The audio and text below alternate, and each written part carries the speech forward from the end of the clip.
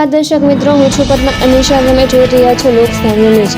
તો જોઈએ આજના સમાચાર અમરેલીથી અમારા રિપોર્ટર દિનેશ સાદલ સાથે. અમરેલી જિલ્લાના માયાપાદર ગામ નજીક હિટ એન્ડ રનની ગંભીર ઘટના સામે આવી છે.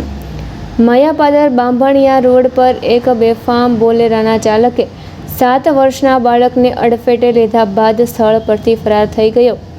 અકસ્માતમાં ગંભીર રીતે ઇજાગ્રસ્ત થયેલા બાળકની ઓળખ જયરાજ રહેમભાઈ વાઘેલા, ઉંમર વર્ષ 7 વર્ષ, રહે માયાપાદર તરીકે થઈ છે. બાળકને તાત્કાલિક સારવાર માટે અમરેલી સિવિલ હોસ્પિટલમાં ખસેડવામાં આવ્યું હતું.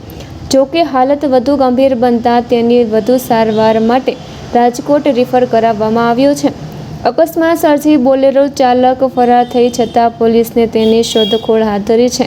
સમગ્ર ઘટનાથી માયાપાદર ગામમાં ચિંતા અને શોકનો માહોલ છવાઈ ગયો છે. તો ફરી મળીશું એક નવા સમાચાર સાથે. ત્યાં સુધી જોતા રહો લોકસામ્ય ન્યૂઝ.